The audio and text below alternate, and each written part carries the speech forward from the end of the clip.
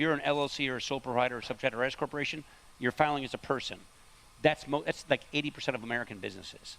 And what we did not want to do is drop C Corps to 21 and keep the S Corps up at 44.6% effectively, which would have happened had we not done that. So we dropped their rate correspondingly, and that goes back up.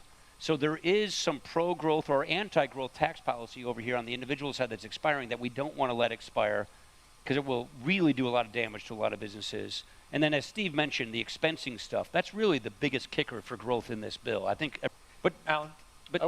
last thing I was going to say, tax reform can fix this.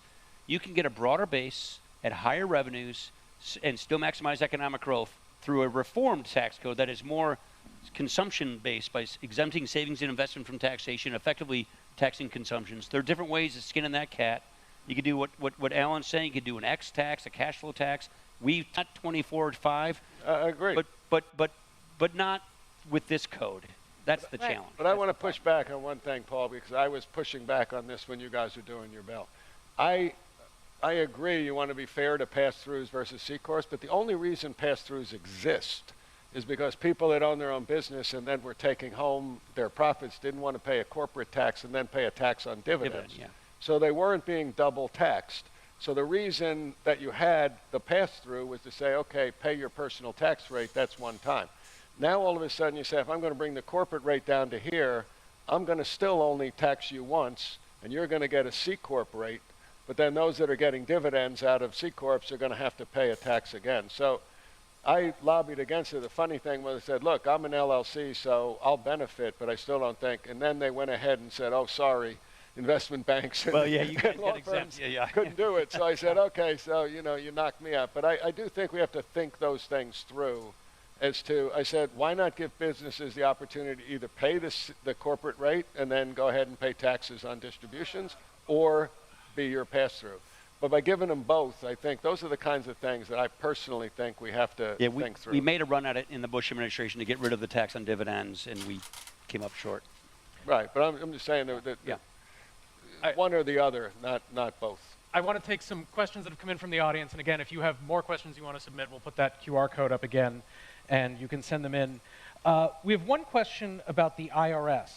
If the government's revenue model is almost completely based on taxing income, why do we refuse to invest as much as possible in the IRS? And so, of course, what's been in the news is there's a huge headcount reduction ongoing at the IRS from about 100,000 employees, the ballpark of 65 or 70,000 employees, and that's below. There was a big increase in headcount, but this is a larger decrease than the prior increase. It would be let me comment on that one, yes. Okay? And this goes back to, I can tell you 8 years ago, the IRS needed more money for technology.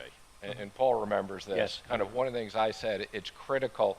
We have to use technology. We don't need more bodies. The technology was in the Stone Ages and needs to be upgraded. The reason why the Biden administration added all these people to the IRS is there's a way that these things are scored, and if you add more people, you assume you'll collect more taxes, and you can put it through reconciliation. So, I mean, I would argue, and maybe we shouldn't be downsizing it exactly the way we're doing it, but we didn't need all those people. What we needed was a long-term investment in technology to upgrade the IRS. And particularly with AI, there's ways of doing this today that are much more efficient than just throwing bodies at it.